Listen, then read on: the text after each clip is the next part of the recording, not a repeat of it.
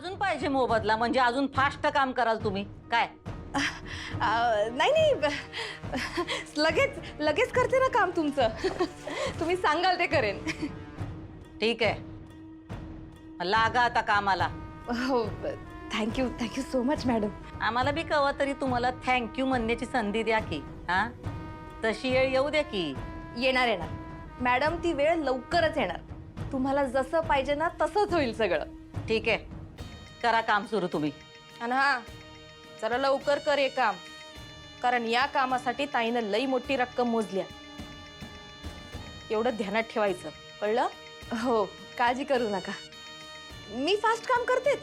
आणि हा, सगळ्यात महत्वाची गोष्ट तुम्हाला ठाव आहेच, पण परत एकदा सांगतोय तुम्हाला, आपल्यातल्या गोष्टी आपल्यातच ठेवा.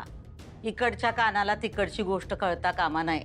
आणि हा, तोंडाला कुलूप लावायचं. हा,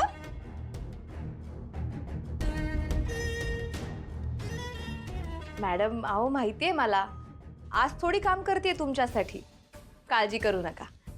हा, मी येते. निघा मग आता आणि कळवत राहा आम्हाला. Thank you so much. हा, येते. ताई, तुला गॅरंटी आहे ना व का ती आपलं काम करल म्हणून? कारण ती का नाही पैशाची लई भुकेली आहे. ती नुसतंच पैसे उकळत राहणार आणि आपलं काहीच काम करणार नाही, असं तर होणार नाही ना व? उकळून उकळून किती पैसा उकळणार ही? मग पैसा आहे आपल्याकडं. आणि हिराबाईचं सोड ग दुर्गे, आज आम्ही कामच असं केलंय की त्या सुनबाईंच्या पायाखालची जमीनच सरकणार आहे. बस ती नोटीस त्यांच्या हातात पडू दे, मग येईल खरी मजा. आता खरा खेळ सुरू झालाय. कसला खेळ? सुनबाईंना म्हणलं नव्हतं का आम्ही, तुला शिकवीन चांगलाच धडा. ही नोटीस हातात देऊन आम्ही त्यांना चांगलाच धडा शिकवणार आहोत. वय ताई, तू म्हणली होतीस.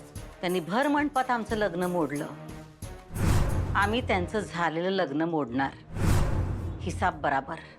वय की ताई, तू तिला असा काही धडा शिकवलायस का ती आयुष्यात तुझ्याशी कधी बी पंगा घेणार नाही. काडी मोडची नोटीस बघल आणि बसल बोंबलत. ताई, तुझ्या बुद्धीला का नाही साष्टांग दंडवत बाई. तू जिंकलीस बघ, उडवलीस त्या टुचकीला. थांब थांब, एवढी एकदम खुश न ग होस. अजून उडायला नाहीत त्या. आता काय राहिलं ताई? अजून लग्न राहिलंय की त्यांचं. आता नोटीस जाईल, पण त्या अधिपतींच्या मनातून जातील ते खरं.